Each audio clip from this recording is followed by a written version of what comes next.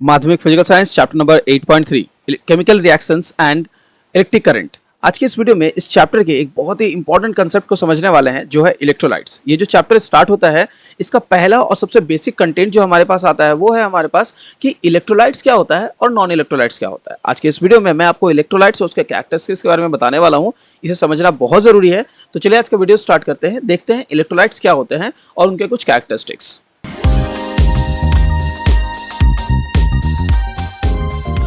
Welcome back to the channel everyone. आज इसके इस वीडियो में हम डिस्कस करने वाले हैं electrical conductivity of substances, electrolyte and non electrolytes क्या होते हैं। तो चलिए सबसे पहले ये देखते हैं कि इलेक्ट्रोलाइट्स क्या होते हैं।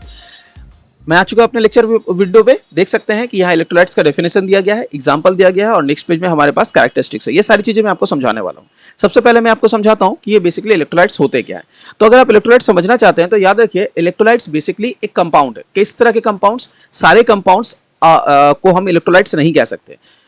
बेसिकली ये कंपाउंड जो है इनको कैटेगराइज किया गया है एज आयोनिक या इलेक्ट्रोवैलेंट। आपको केमिकल बॉन्डिंग वाली चैप्टर याद है? केमिकल बॉन्डिंग वाले चैप्टर में हम लोगों ने सुना था कि हमारे पास जो कंपाउंड्स होते हैं वो दो टाइप के हो सकते हैं, या तो वो होंगे आयोनिक बॉन्ड्स या फिर उनमें कैरी होगा कोवैलेंट बॉन्डिंग। तो कोवैलेंट की बात नहीं की जा रही है, आयोनिक की बात की जा रही है। आयोनिक या इलेक्ट्रोवैलेंट कंपाउंड्स आप लेते हैं। अब ये अगर करंट इलेक्ट्रिसिटी पास करवा सकते हैं कब? जब आप इसको मोल्टन स्टेट में रखें या एक्वस सॉल्यूशन बनाएं। ठीक है, एक्वस सॉल्यूशन मतलब आप उसको वाटर के साथ सॉल्यूशन बनाते हैं, या फिर मोल्टन स्टेट यानी आप उसको पिघला लेते हैं।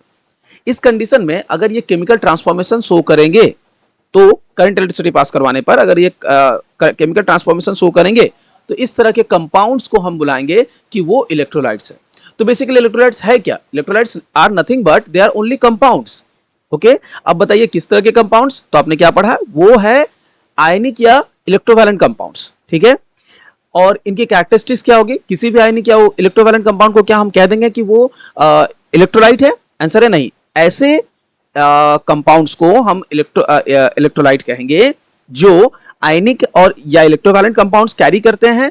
साथ ही साथ जब आप उसके मोल्टन स्टेट में कन्वर्ट करके या एक्वस सॉल्यूशन बनाकर उसमें करंट इलेक्ट्रिसिटी पास करवाएं तो वो केमिकल ट्रांसफॉर्मेशन शो करेंगे। आई होप कि पॉइंट क्लियर हो चुका है। अब इलेक्ट्रोलाइट क्या होता है ये तो क्लियर हो चुका है। इलेक्ट्रोलाइट के बाद अब हम लोग ये समझते हैं कि हमारे पास कितने एग्जांपल्स है। तो बेसिकली हम लोग तीनों ही सेक्शन से यानी एसिड, बेस और सॉल्ट में से देखेंगे कि इन तीनों ही सेक्शन में हमारे पास एग्जाम्पल्स है। बट इससे पहले कि मैं वो एग्जाम्पल देना स्टार्ट करूं, मैं आपको एक छोटा सा कंसेप्ट समझाना चाहता हूं। उम्मीद करता हूं आपको पता होगा, बट अगर नहीं पता है तो समझ लीजिए। देखिए, बेस जो होते हैं हमारे पास, बेस को मेनली हम दो तरह से कैटेगराइज कर सकते हैं। कुछ ऐसे बेस है जिनमें आप वाटर ऐड कर सकते हैं और जब आप वाटर ऐड करेंगे तो वो वाटर में डिसॉल्व हो जाएंगे। उस तरह के बेसिस को हम बुलाते हैं एल्कली। उन्हें हम क्या कहते हैं? एल्कली।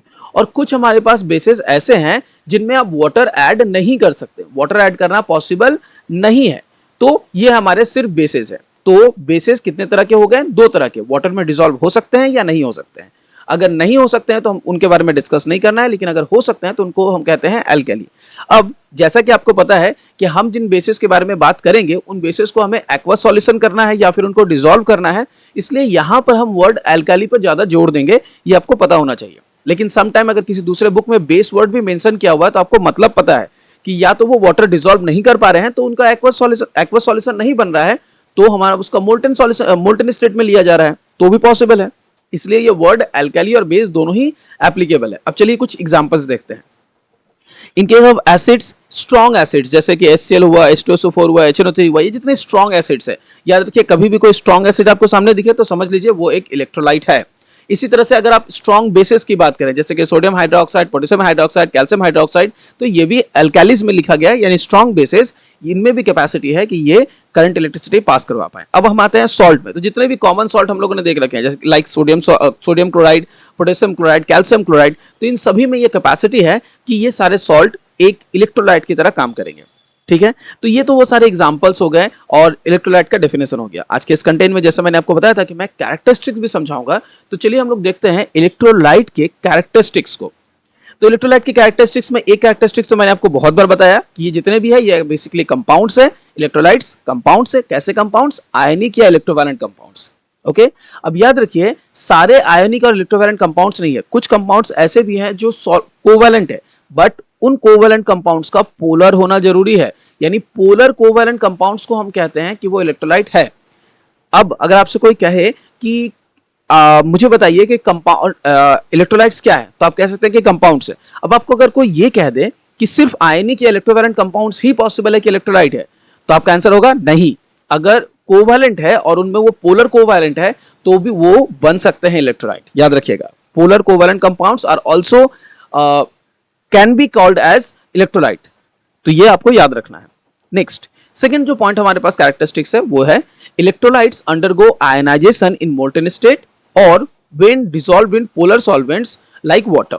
तो यहां पर आपको याद रखना है डिसोसिएशन और आयनाइजेशन दो अलग अलग वर्ड है, इवन यूज नहीं किया गया है। ये वर्ड आयनाइजेशन यूज किया गया है। आयनाइजेशन का मतलब होता है आयन फॉर्म करना। तो जब कोई आप इलेक्ट्रोवैलेंट कंपाउंड लेते हैं और उनका मोल्टन स्टेट लेते हैं यानी फ्यूज्ड स्टेट में उनको पिघलाकर और उनसे आप या फिर एक्वा सॉल्यूशन लेकर आप उनसे करंट पास करवाते हैं तो आयनाइजेशन होता है। लेकिन अगर आप पोलर कोवैलेंट कंपाउंड्स लेते हैं और उनसे करंट पास करवाते हैं तो उन्हें हम कहते हैं डिसोसिएशन। सो डिसोसिएशन एक अलग से वर्ड है जो एग्जिस्ट करता है, जो यहां पर नहीं दिया गया है, याद रखिएगा। डिसोसिएशन वर्ड किसके साथ यूज किया जाएगा? ऐसे कंपाउंड्स जो कि पोलर कोवैलेंट है उनके साथ डिसोसिएशन होता है। से होती सेम चीज है लेकिन डिसोसिएशन उसे कहते हैं। और जब वो किसी इलेक्ट्रोलाइटिक कंपाउंड के साथ करते हैं तो उसे हम आयोनाइजेशन कहते हैं।